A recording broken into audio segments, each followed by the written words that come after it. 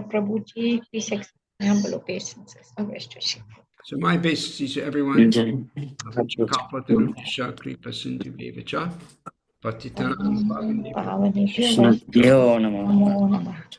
prayers to Srila Prabhupada for his blessings, his empowerment.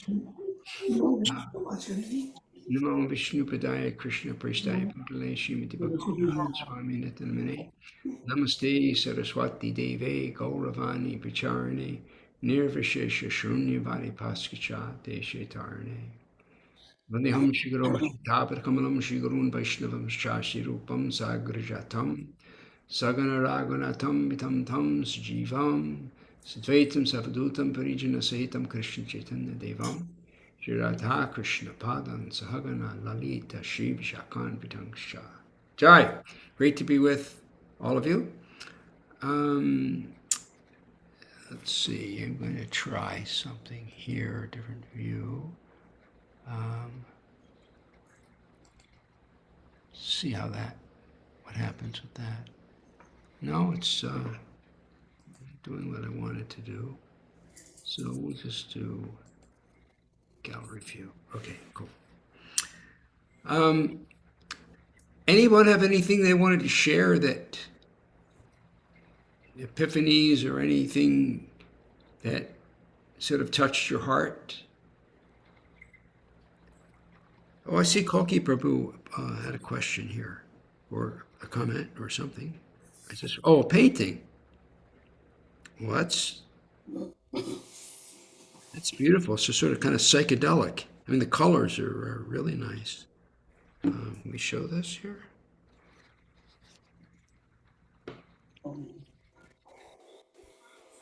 Oh, cool. That's pretty nice. Wow. I like it. You weren't smoking a little weed, were you, Koki? Promise? Promise, Dave. That's very cool. Other than the holy name. The holy name. Yes. Okay, cool. I mean, it's got me right back in the 60s. Beautiful. Yeah. Anyone, anything that they wanted to share? As I have something that I can share that's really interesting and sweet and important. And it's something I'm surprised I didn't know from day one of being a devotee. Because it's something Prabhupada, I don't recall Prabhupada talking about this anywhere, but I think it's incredibly important. And, or maybe I just wasn't ready to hear it. I don't know, I can't explain it, but, and I think Malati shared this. We shared this, may have shared this together. There's a lovely, lovely lady in Mayapur. She's second generation devotee. She's a disciple of Bhakti Charu Swami, who left us, who was one of my all-time favorite devotees. He was just as sweet as nectar. Wonderful, wonderful, dear godbrother, who passed away with COVID. He was actually preaching. People were saying, no, don't go out, don't. But he wanted to travel and preach, and he did. And he, I don't think at that time, I don't even know if there was vaccines at that time, because it was really early on. I don't know. But anyway, yeah. So she gave she was giving a class, and I remember asking some questions about some things she was talking about, and things I hadn't heard, making reference to a book by Vinode Thakur entitled the Navadvipa Dham Mahatmya. And so something that I mentioned that I never heard before, and it was very, very interesting. It's because we were talking about rasas. So who can tell us the 5 primary rasas that we have with Krishna? Everybody, you can just say one of them, and we'll see who else knows the 5 primary rasas. Well, I'm starting at the top. Lover. Okay. That's starting at the top. Okay. So let's see if we can do that. Let's start at the top and go down. So what's the number 1? The highest ras? Love, like intimacy, lover relationship. And we call that Madhurya ras. So that is and all other rasas are included in that. So it includes all rasas are included. It's not like if you have Madhurya, but you don't have the others. It's like that. Okay, what is the next one under Madhurya? The next most intimate, but not as intimate as Madhurya. Vatsalya. Hmm? Vatsalya. Vatsalya. Yes, that is. Who knows what Vatsalya means? Is that like mother-child? Yes. Or am I parental love? Vatsalya.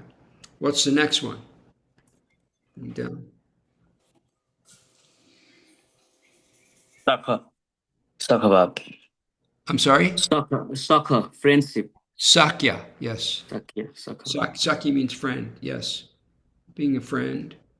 And under that is,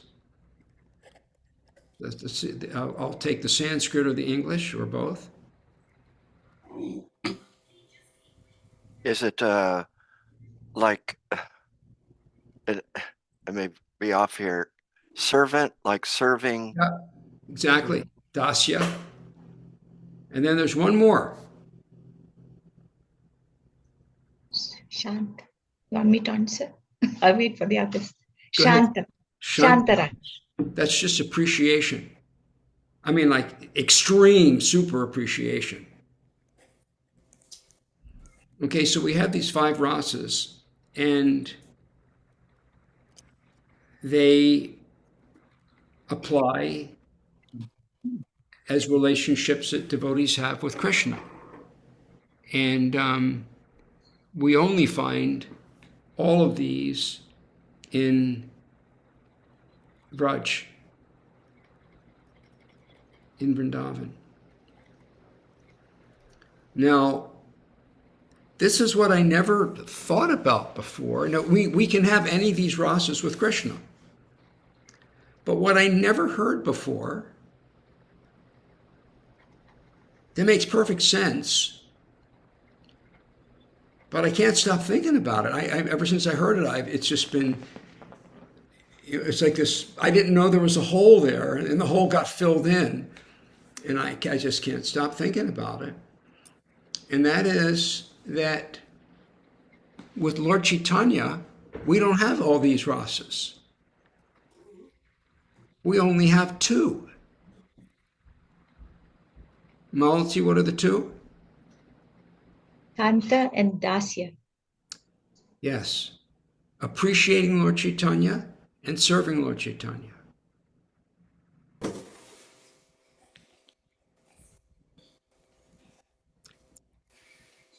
It's kind of like, I would say that's true in our relationship with Prabhupada, for example. They're the only 2 that anyone's really had with Prabhupada. Is great, great, great appreciation and serving him, but not the intimacy of friendship. So, and then as I think about the pastimes of Lord Chaitanya, that's really all we see in the Chaitanya Charitamrita or the Chaitanya Bhagavat. It's the relationships that they have with Lord Chaitanya. Now, having this relationship with Lord Chaitanya and Lord Nityananda, that's our access to the higher rasas with Krishna. And there's a beautiful verse in the song, Nitai Pada Kamala Koti Chandra Shishutala Yechayai Jagata Jurai. This is saying, Nitai Pada Kamala Koti Chandra Shishutala, that the lotus feet of Lord Nityananda are more brilliant than millions of moons. And then the next verse is Hano Nitai Vine Bai. Without the mercy of Lord Nityananda and then Lord Chaitanya, Hano Nitai Vine Bai, Radha Krishna Paite Nai, that we cannot approach Radha Krishna except through Lord Chaitanya. And I remembered, interestingly, and actually someone, I forgot if I brought it up or someone else brought it up, but when we went to the very first, actually all of them, all of the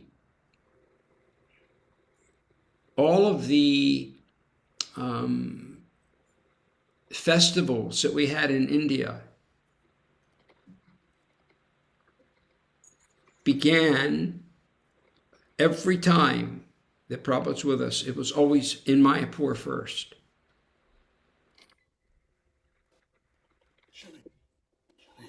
So we talked a lot in the class as she was reading from this particular book, how Mayapur and Vrindavan are in many ways identical.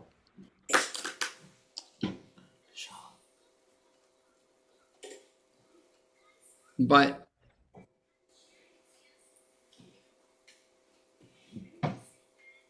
so Prabhupada always had the festival first in Mayapur, and then we would go to Vrindavan, because that's the way to approach Krishna.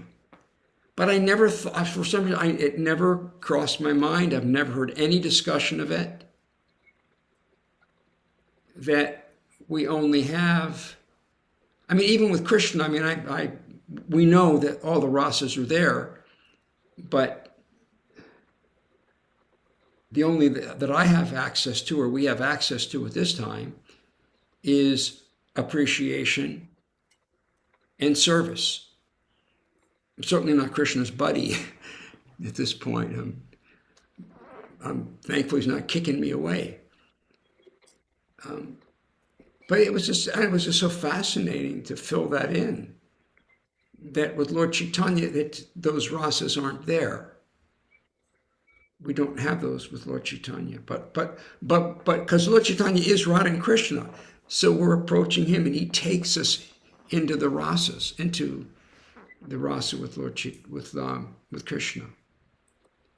That was a huge point. I don't know why I've never heard it. I've never heard anybody talk about it. It's never been mentioned. Malti, have you heard any of this before? No, I haven't heard at all, but it made sense to me. Makes like perfect you said. sense. Yeah. It makes And perfect sense. yeah, when we reflect of our own deities, and especially if you have Gonitai deities, everybody has, then when we reflect and see, we don't approach him like, when it's a Damodar festival, right? I swing Krishna, I have little Krishna. So that love is different. It is not, it's different. But with Lord Chaitanya Mahaprabhu is always very appreciative for all he giving us the holy name. So appreciative, and I want to be always your servant. So I reflected on that after Mataji talked and said, it made so much sense why we, the emotions are different when we pray Radha Krishna and Lord Chaitanya Mahaprabhu, Lord Nityananda Prabhu. Yeah. I've heard literally thousands of talks. Yeah, I never heard too. Yes. Prabhupada and other very elevated. I've never heard this. Yeah. But it makes absolute sense. Yeah. And it's very confidential, she said, right? It's confidential. That's why we Yes. don't understand this. We don't understand it. So it's only revealed when we start to understand, then it's revealed to us. So, yeah. Yeah,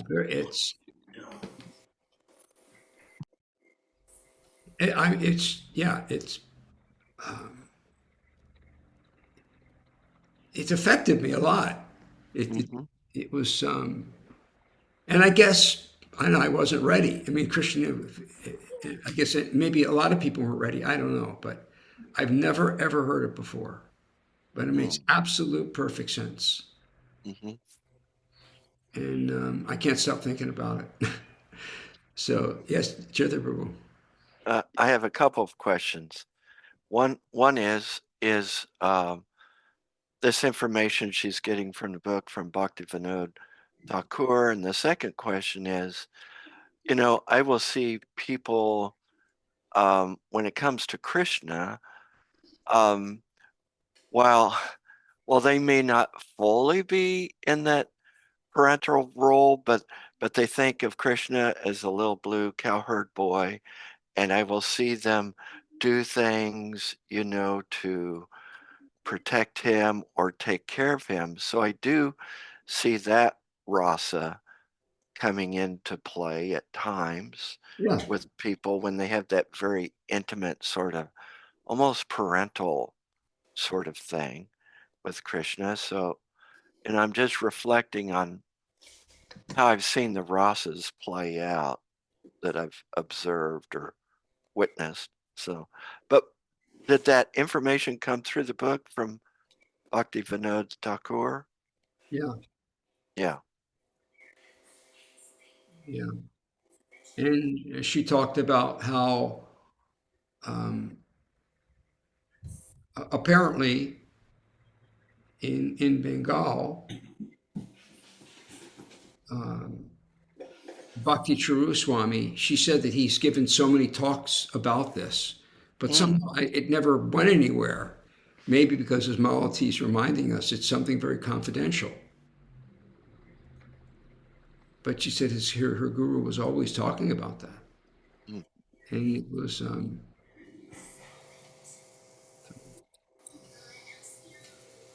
something that I wanted to share with all of you. It did, again, it's like it really affected me in a wonderful way. But I just, really sweet, really in a really sweet way, and made me more comfortable in front of my deities. Like like the boundaries are clear. I feel safe knowing what I know, and not to try to think of my Gornitai as my pals or my. Yeah, I felt that too, Gurudev. Yeah. You look at the deities now, when I look them, there's a different kind of way of the service is different, I'm noticing. Yeah, ever since Mata. Boundary, but a very sweet, very sweet boundary. Yes. And so that was a huge thing, and I'm still like, in the stars over it. It was sweet. Why Prabhupada never talked about it, I don't know. Because it's like a basic thing. Anyway, so we can move on to our questions, but I wanted to share that. Gurudev, I was also thinking that, Srila Prabhupada was only here for 12 years and he accomplished so much. And then I think we have to have maturity in our devotional service, in our heart, for us to have that. Because even after Srila Prabhupada left, ISKCON went through so much of difficulties even before that, right? That the gurus were saying he's God and this and that. He had to banish them. They came. So a lot of things. So I think if Srila Prabhupada had stayed longer, it would have come. But that's because it was 12 years, he couldn't give that. And hoping that his disciples who are more mature in their devotional service will give. And that's what Bhakti Charu Maharaj was giving, and he gave. So this is what I'm thinking, I don't know. And probably it's probably relatively recent that he talked about that. Possibly. I don't know. I can't I say. don't know. Yeah. But at least for me, the way I will see it is that there's a reason why I didn't know until now. And because Krishna's Mayadakshena Prakriti Suyate Siracharam, everything is happening under Krishna's control. Everything. So anyway, that was very. It's such a simple point, but I never knew. I'm glad I know. I feel more comfortable knowing. Yeah, sweet. Okay, so let's see what we got here. Lakshman was first, and so he's saying his question is inspired by Sankhya Yoga Pratakbala Pavridanti Napanditaha Ekam Hya Pashyata Samyak Ubayar Vindate Palam. Quote. This is from Bhagavad Gita.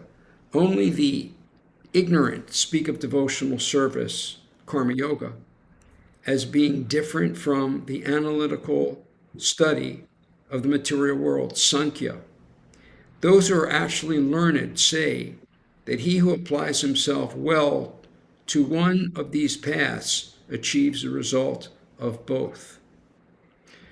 Gurudev, the Lord specifically says sankhya, but when I read the analytical study of the material world, I thought of modern-day scientists in contemporary medicine and Prabhupada's instructions to have scientists explain, for example, the fifth canto. So that's the question. I don't really know exactly how to respond to this, other than when Prabhupada talks about karma yoga and Prabhupada talks about sankhya yoga and many of the yogas that we'll read about in the Bhagavad Gita, he puts a spin on them. And he puts a spin of bhakti on all of them. That everything, he connects all of them, everything, he just wants to go take everything right to bhakti. So sankhya literally means to count. Sankhya, to count. And counting the elements of the material and spiritual nature. So there was more than one, by the way, this is spoken by Kapila Dev to his mother Devahuti. And there was also another Kapila Dev who was kind of bogus, who wasn't God, and we don't know much about him. But the kind of bogus Kapila, all he gave were 24 elements, and they were all the material elements. But it was added, and I don't know when, a 26, which is the soul. Because all the other ones are, earth, water, fire, air, ether, and I don't know what else. So many different breakdowns of the material nature. But what was added was, and I think maybe Kapila Dev did it, I'm not sure, but I think someone even before Kapila added a 25th, which is the soul, and then perhaps it was the real Kapila Dev that added the 26, which was what? Malati? Super soul. Super soul. That's when God was added. And so Prabhupada's take in his Bhagavad Gita of Sankhya, it's going all the way back to Krishna. It's going to Super Soul. And Bhakti is there.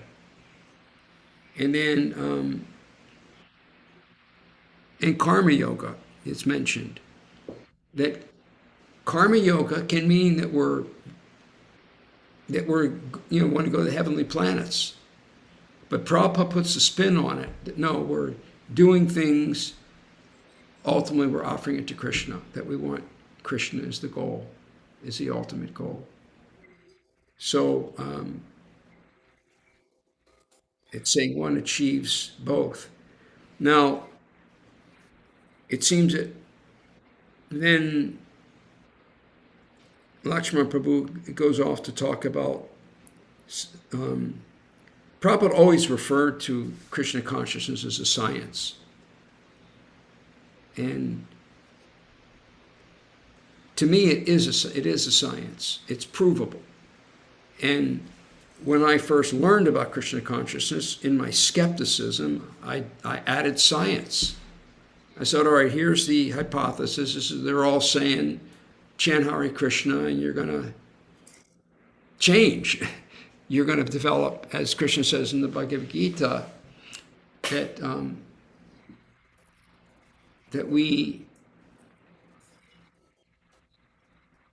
when we perform devotional service, Vasudevi Bhagavati Bhakti Yoga Prayojitaha is performing devotional service.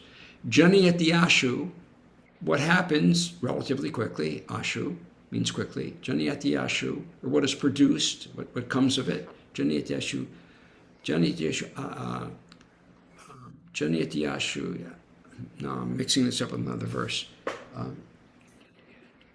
Vasudevi Bhagavati Bhakti Yoga Prayot Janiyati Yashu Janiyati Yashu Vairagyam Jnanam Chirahaitukam. Automatically, what will come from devotional service is detachment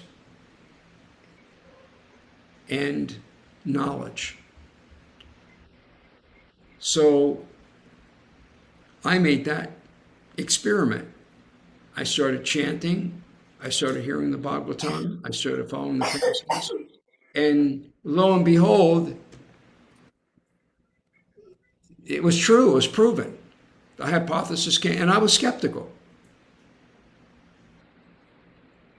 So it's in that sense, it is a great science. Now, so far as modern day scientists,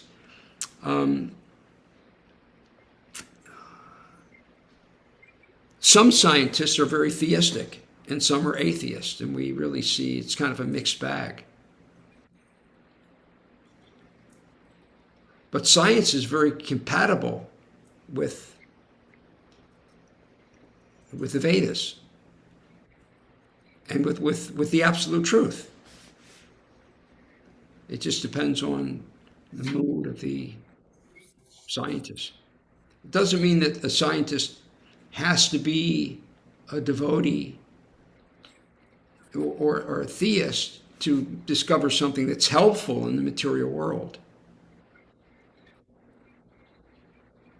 But as Lakshman says kind of wisely at the end, something like,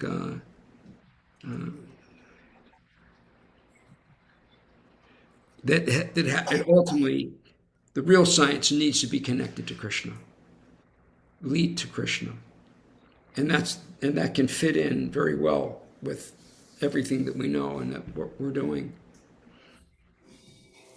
So there's again atheistic and there's rascal scientists. They want to try to prove that God doesn't exist. Anyway, okay, so we can move on.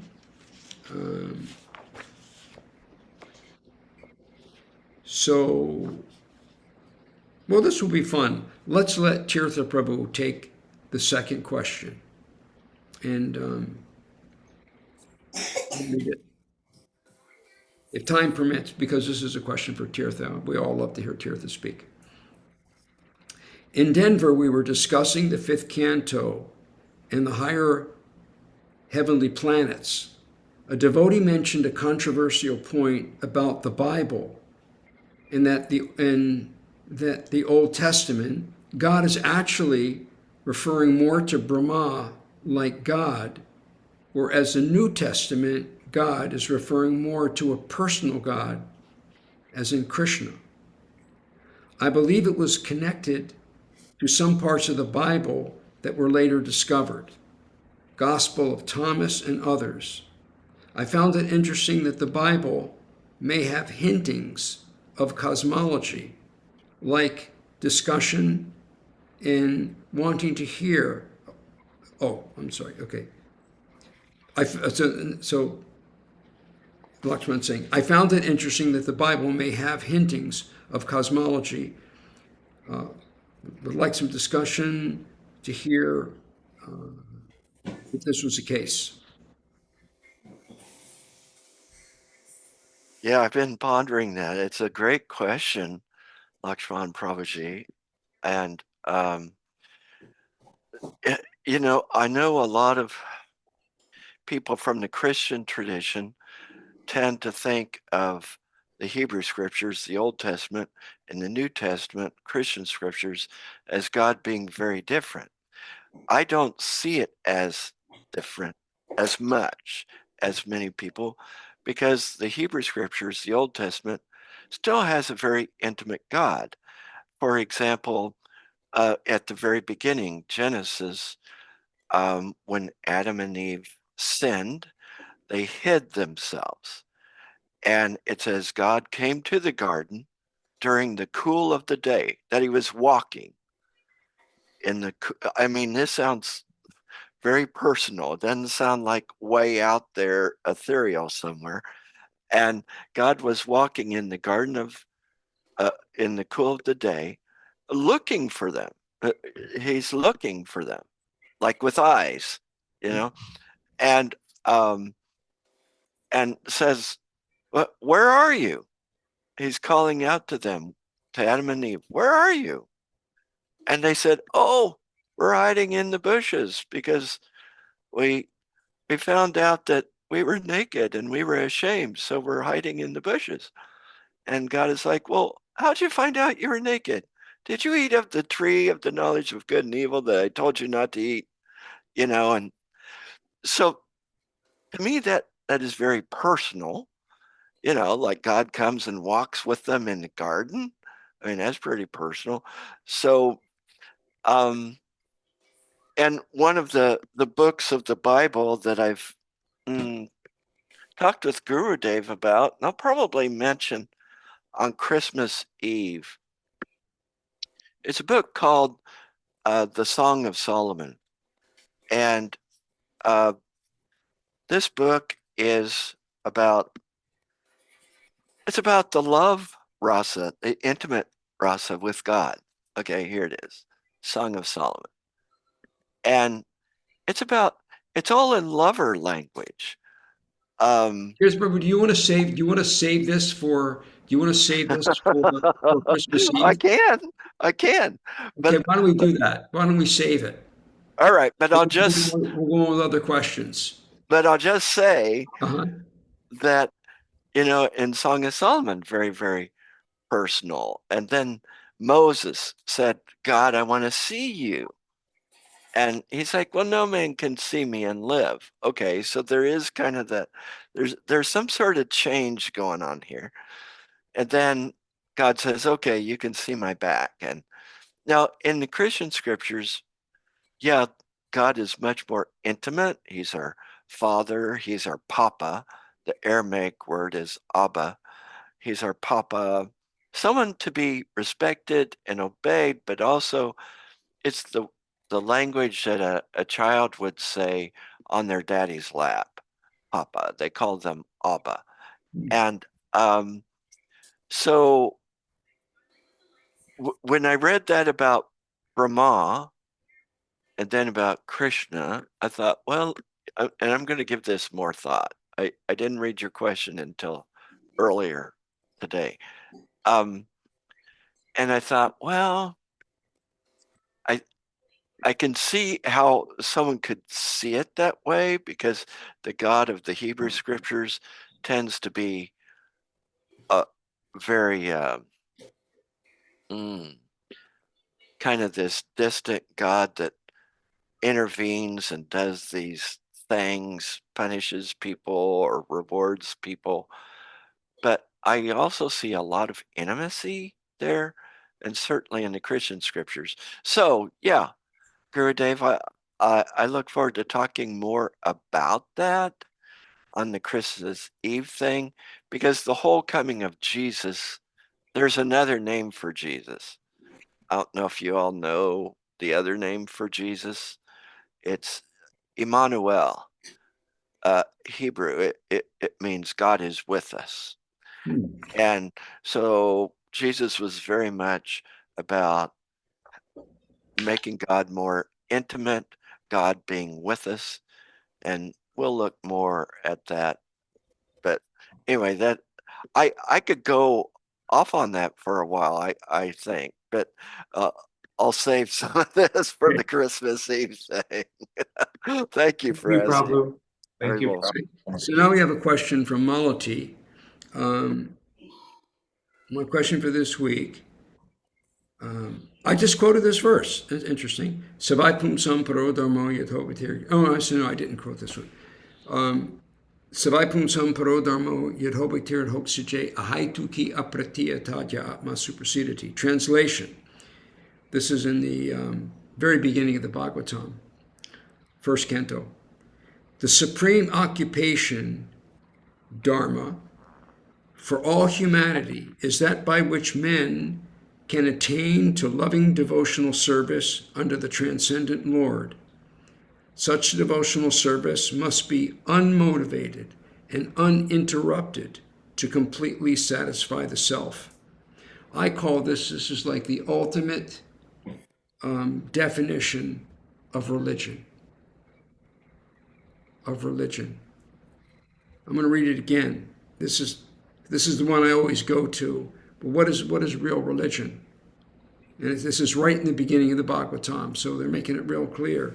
The supreme occupation, the supreme dharma for all of humanity is that by which men can attain to loving devotional service under the transcendent Lord.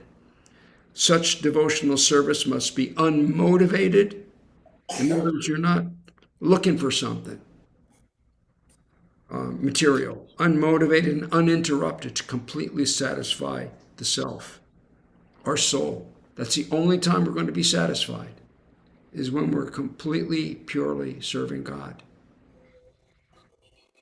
Gurudev, can you please explain this verse? For me to achieve anyabilasita shunyam, that means anya abilas. That means abilas is when you desire, and anya, completely free, shunyam, completely free from any personal desire. Can you please explain this verse? For me to achieve anyabilasita shunyam, I have to understand this verse thoroughly and put it into my practice. I am looking for your guidance, Gurudev, to kindly assist me. Okay, so how is our service going to be? How will we ever achieve this pure level where we don't have any motivation, any personal motivation at all? How are we ever going to get there? Because the process, as Gaudiya Vaishnavas, what Lord Chaitanya has taught, we're going through Lord Chaitanya, and Lord Chaitanya had the 6 Goswamis, instructed them to Nana Shastra Charanai Kanipano, Sadharma Sangstapako. That means study Nana Shastra, all the Shastras, and summarize them and make them practical. Sadharma, eternal Dharma, Sadharma Sangstapako. That means to establish this, how to attain the purest and simplify it. Now, if we're following this line, we're connected to Prabhupada and the Goswamis and Mahaprabhu. If we follow the process, the science, it's going to happen automatically. There's nothing we can do to make it happen because it's already there in our hearts. Now, there are other paths that aren't to this highest level. Like they want to serve God, but they want something back. I hear in many of the Christian ministers I've heard speak, they'll talk about God, but the message is, serve me, you're going to get this, a good, good home, everything. You'll find peace in the world. But I don't see, and the demigods, our demigods, they are called karma mishra bhaktas. It's mixed. They want to serve God, and they're serving him, but they kind of want to be in power. They want their own scene too. We don't want that. That's the path that we're on. And it's the sweetest. But some people, they're not ready for the sweetest. I'm going to give you a good example, which Malati should know. Actually, most of us will know. Everybody's eating mangoes, right? Now, has anybody noticed that there's some varieties of mango that are sweeter than others? Here in Hawaii, we have one called puree. They're really they're like mega sweet. But you know what? I'm not that crazy about them. I like a Hayden mango. It's not as sweet. The other one's too sweet for me. If I have my choice, if there's nothing, I'll certainly. But if I've got a choice of all the mangoes, I'm going for a Hayden. It's not that sweet. It's real sweet, but it's sweet, but it's not like crazy sweet, like a puree. So if you can see where I'm going with this.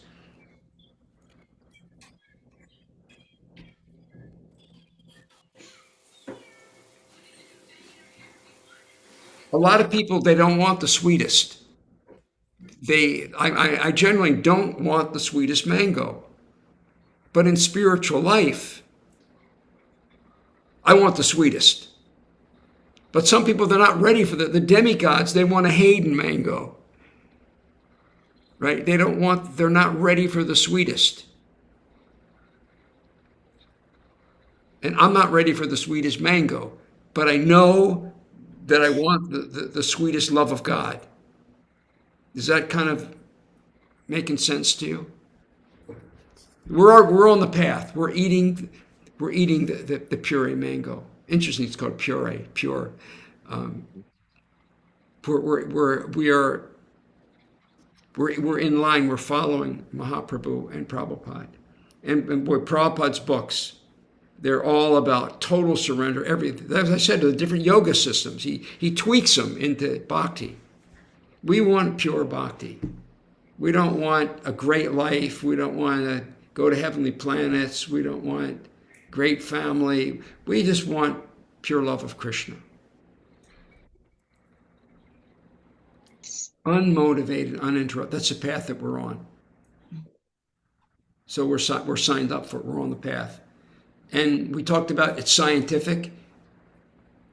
I've lost so many desires that I had. I was so full of material desires. I still have material desires, but they're you can see they're going away. And more, I just want that. I just want to serve Krishna without any desire at all. We're already on that path. Follow the demigod path? No, we want to serve God. We want a Hayden mango. We don't want the sweetest. We want to have a little bit of our own power, and flex our own muscles and do cool stuff. Okay? Yeah, but Gurudev, can you explain the uninterrupted? Well, uninterrupted will happen automatically because we're still interrupted means we're still attracted, maybe moving towards something, but we control it. Okay, thank you. We'll come to the point where no matter what we're doing, like Prabhupada, even though he was going to the paper mill and selecting paper and for his books and so on, and it was all connected to Krishna, totally uninterrupted. All the dots, everything's connected. And some of the things are obvious. If you're offering artik, you're offering puja, you're cooking for the deities. It's that's pretty. you're chanting the holy name, you're reading the Bhagavatam, we're having the sangha. That's pretty straight on. But we learn to connect everything that we're doing. Everything gets connected. And it'll happen automatically. It's already happening. Thank you, Gurudev. Yes. Okay. So,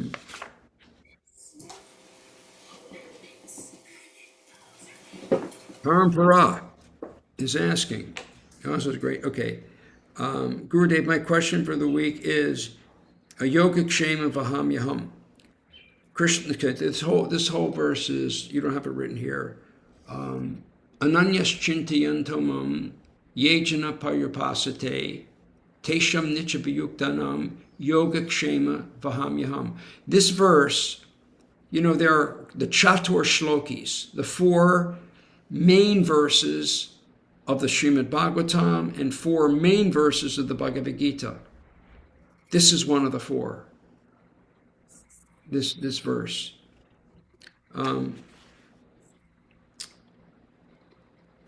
Okay, so here he's quoting Yogakshemam Yaham. Krishna says that he provides complete protection to his pure devotees. Srila Prabhupada also in his purport writes, the Lord helps the devotee to achieve Krishna consciousness, and when he becomes fully Krishna conscious, the Lord protects him from falling down to a miserable conditional life. I've heard sometimes devotees use this verse to refer to all devotees in any stage of devotional service. But here Krishna Srila Prabhupada said that this complete protection is for pure devotees only. Please clarify.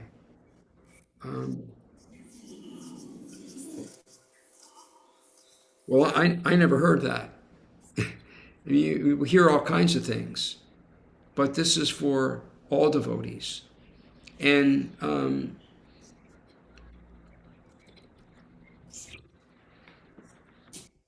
as soon as we begin devotional service, Krishna starts reciprocating with us.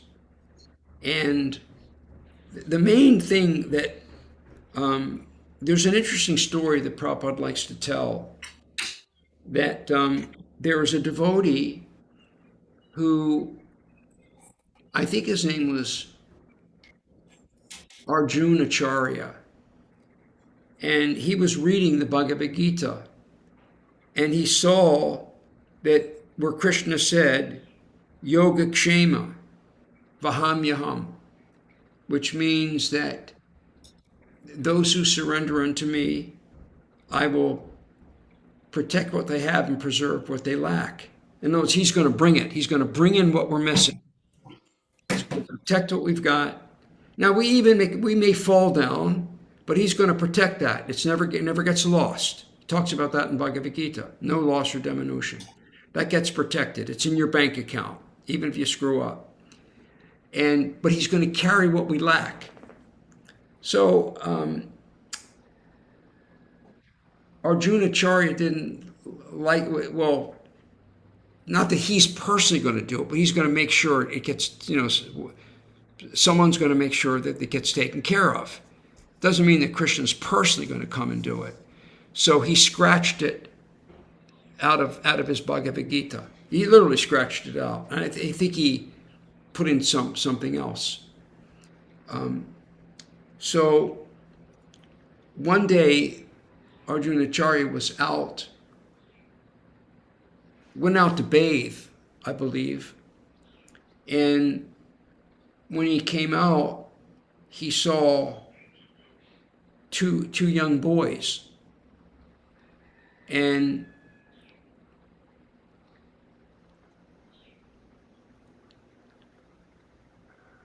should I get the story right?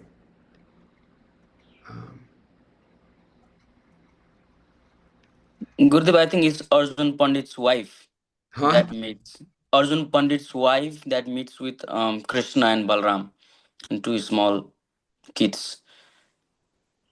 He came, the wife was there, but he forced them. Or he didn't really do it. What happened was Krishna brought both him and Krishna and Balaram, they brought two very, very, it was like a piece of bamboo, and tied at each end was a heavy bag of very opulent prasadam, because they were poor.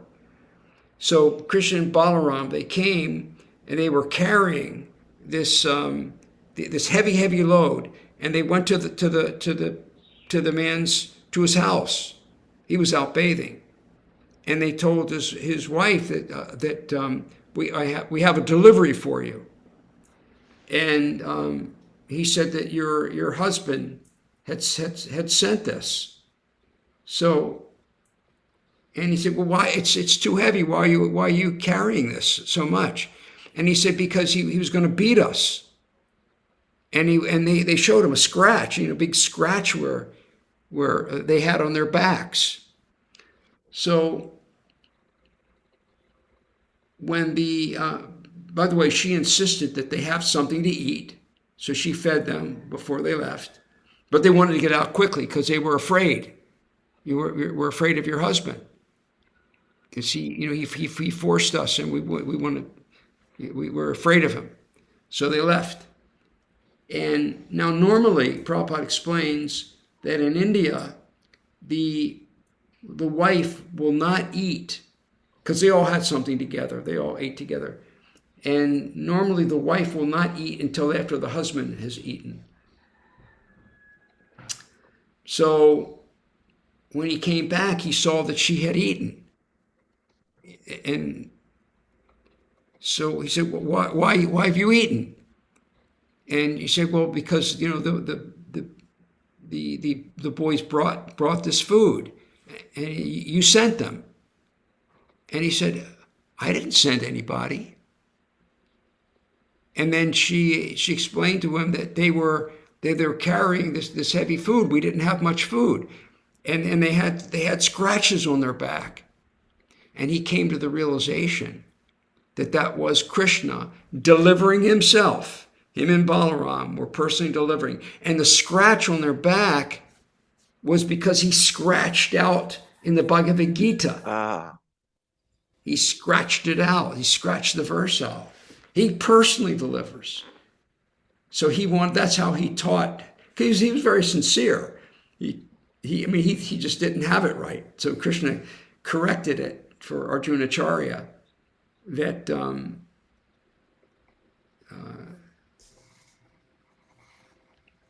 could understand that verse, that Krishna personally delivers. That's the lesson from that particular verse.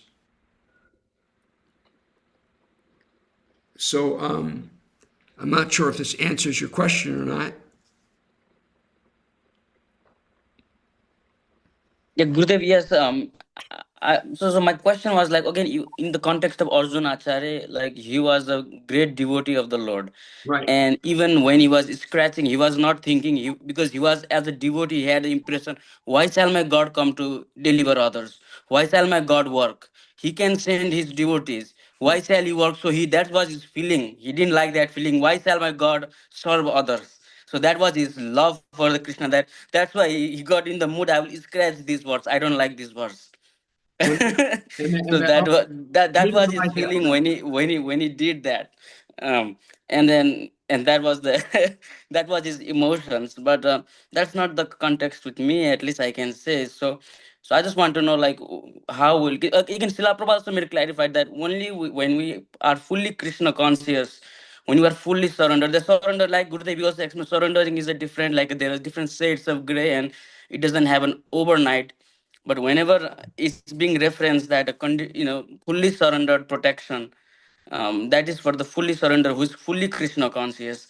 So yes, to us also he's saying, Srila Prabhupada saying that who are not Krishna conscious, platforms, resources will be provided so that they become Krishna conscious, and then there will be protection, because Srila Prabhupada has emphasized that.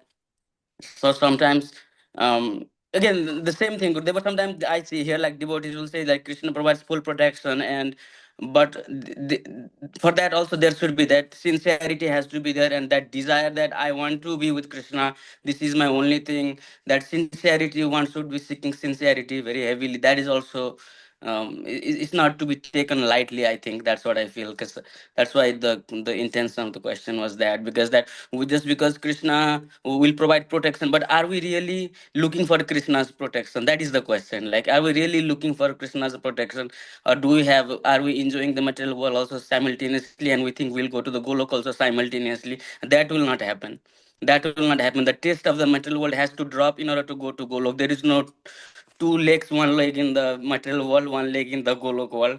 Unless that taste drop, and all our desire, all our spiritual practice is to drop that taste for this material world, so that we fully love Krishna and then fully surrender. And that is the only way He will take us, because that is when we are ready to go. Like you said, Gurudev, earlier, that whenever we are ready, like regarding Mahaprabhu's Rasa also, whenever it's ready, it has been revealed. Same way, I think that will be time will come when we lose the taste for this world, then will Krishna provide us full protection. Because right now in the material world, we are not looking for fully, at least my context, because I I Okay, don't think I'm looking here's my fully for his my protection. understanding. My Yeah. understanding is that, and you mentioned it, gray. There's shades of gray, lots of shades of gray between surrendering or not surrendering. And I don't believe for myself that when it's time for me to go, I'm going to be all the way in they, I don't know what should we use, white or dark, but Mm. let's call it white because it's light. I don't think I'm going to be all the way there. I got a long way to go, and I've been at this for over 50 years, and I'm looking. It's it just isn't going to happen in this life. But Krishna, I have faith. And by the way, Krishna's been filling all kinds of stuff for me and definitely protecting me. There's no question about it. I can feel Krishna's protection. Even though I'm not fully surrendered to it. Krishna says in the Gita, Ye tang mang prapajante tang sitai bhajamyaham. As we surrender to him, he rewards us accordingly. So for my degree of surrender, Krishna's giving me way more, way more than I deserve. Way more already. He's already, I take a step towards Krishna, we take a step towards Krishna, he takes 10 towards us. We're already getting way more, we're getting way more than we're putting into it. And I just have faith because Prabhupada has said, chant your rounds, follow the principles, do some service, end of this life, you'll go back to Krishna. And I'm sure that Krishna is going to, him and Balaram are going to be there, bringing just what's needed. And Prabhupada, my guru, it's all going to get covered. Now that is if we're really giving it our best shot. Rupa Goswami talks about Ashabandha. Ashabandha means having just I have faith that I'm giving it my best shot, and I'll attain perfection. I believe that. Now I'm not talking about rascals. We're going out and we're doing some service, and then I knew one devotee, actually a very dear friend of mine.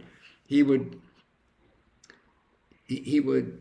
do amazing service in the temple, but then he'd go off to the bars at night sometimes, and anyway, he had a lot of problems. But that may take another birth if we're not. But I mean, anyone who's really given it our best shot, we're staying on course.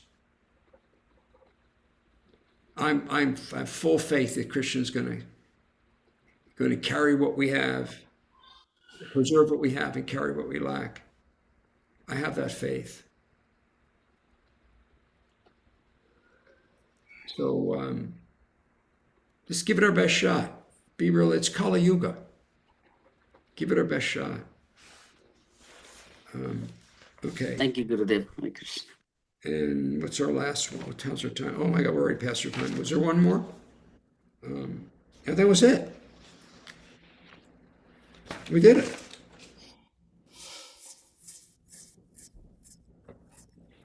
Yeah, we're done. pretty much on time. Anybody have a final comment, question before we go? All right, so we'll see everybody back here. Well, let's see, next week is, when is Christmas? Christmas is on a Thursday. Next Thursday. It's coming up fast. This coming Thursday. Yes. Oh, wow. It's coming up really fast. I just want to say something, if Go ahead. briefly, Gurudev, that you're right. There is a tendency within Christianity to treat God like, let's make a deal, I'll do this, you do this, But a lot of ministers more and more are talking about developing pure love for God. And of course, that's my message, developing pure love for God, not where we're wanting something back. So that's where there's called Christian mystics throughout the centuries, that this was their focus, God alone. I just want God. And so I'm seeing more of that coming as I think Christians are maturing more in their faith, and certainly that's my message, and that was definitely the message of Jesus. So I think that'll also fit into Christmas Eve's talk. Yeah. Well, yeah, we're all looking forward to having you. Yeah. Now, because it's Christmas Eve, I don't know how many people are able to will be able to join us. Prabhupada, will you be able to come, or are you at work? Gurudev, on Christmas Eve, the 24th, at what time? The same time here, the 3 p.m. like Virginia time, or it's a different? No, it's much earlier. It's at 8 a.m. West Coast, as you see. So it's 6. 8, 9, 10, 11 a.m. Yes. Yeah, I think I can, unless I have work. Normally what they do is they let us go earlier on the Christmas Eve. But that is again subjective. Only the Christmas day is the real holiday. Right. So. Okay. What about Lakshman and Koki? Awesome. Yes. Yes. Yes, Guru. Okay. Vrindavan Chandra, I don't think you're at work. Yeah, I'll try. So do you know how to get onto how to join us for that class? On e-Sangha. E-Sangha, you said, mentioned. Have you been there before? No. Why don't we end? You and I can talk for a few minutes, and I'll bring you up to speed on that. Everybody else knows how to get there, yeah? Yes, Gurudev. Okay. All right. So thank you all very much. I'm gonna stop the recording here. And Hare Krishna.